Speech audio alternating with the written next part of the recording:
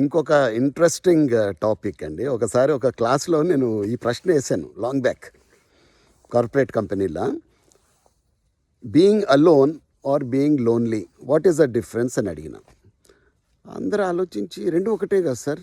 A person who is alone feels lonely అన్నట్టుగా కొద్దిగా విడమర్చి కూడా కొంతమంది చెప్పారు. నేను అన్నది అది కాదు. ఇప్పుడు చెప్తా వినండి జాగ్రత్తగా.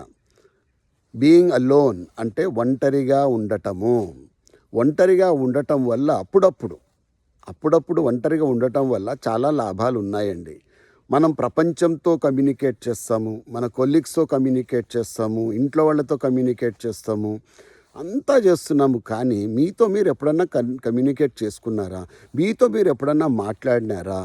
ఓకే, అదేం సార్ మాతో మేము మాట్లాడడం ఏంది సార్? అది ఎట్లా అంటే ఖచ్చితంగా ఎప్పుడైతే మీరు ఒంటరిగా ఉన్నారో మిత్రులారా, ఈ అవకాశం అందరికీ రావాలి. ఏదో ఒక టైంలో వచ్చినప్పుడు పునశ్చరణ చేసుకునే అవకాశం ఉంటుంది.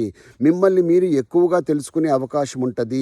మీతో మీరు ఎక్కువగా సమయం గడిపే అవకాశం ఉంటుంది. కొత్త ఆలోచనలు, కొత్త ఐడియాలు వస్తుంటాయి.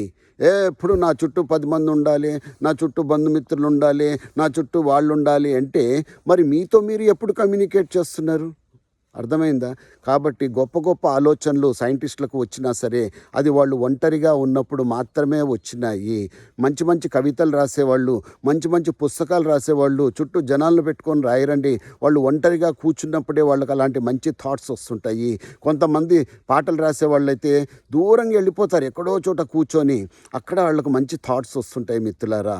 కానీ ఫీలింగ్ లోన్లీ అంటే ఏంటంటే ఒంటరితనము అన్నది ఒక బాధాకరమైన విషయంగా చాలామంది బాధపడుతుంటారు. నాకు ఎవ్వరూ లేరే చెప్పుకోవడానికి 4 మాటలు అనేసి బాధపడుతూ ఉండటం అన్నది, లేదా ఒక కంపెనీని కోరుకోవడం అన్నది, ఎవరో నా చుట్టూ ఉండాలని కోరుకోవడం అన్నది, ఇది ఒంటరితనం యొక్క లక్షణము. ఫీలింగ్ లోన్లీ ఈజ్ చాలా డేంజరస్ అన్నమాట. అది అలా వచ్చినప్పుడు అది అంటారు కదా, idle man's brain is devil's workshop అని.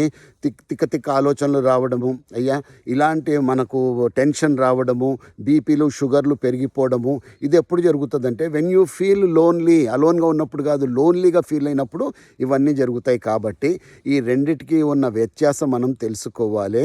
కాబట్టి జ్ఞానవంతుడు ఎప్పుడు కూడా ఈ రెండింటిని కూడా అనుభవిస్తాడు. అప్పుడప్పుడు లోన్లీగా ఉండడం కూడా మంచిదే.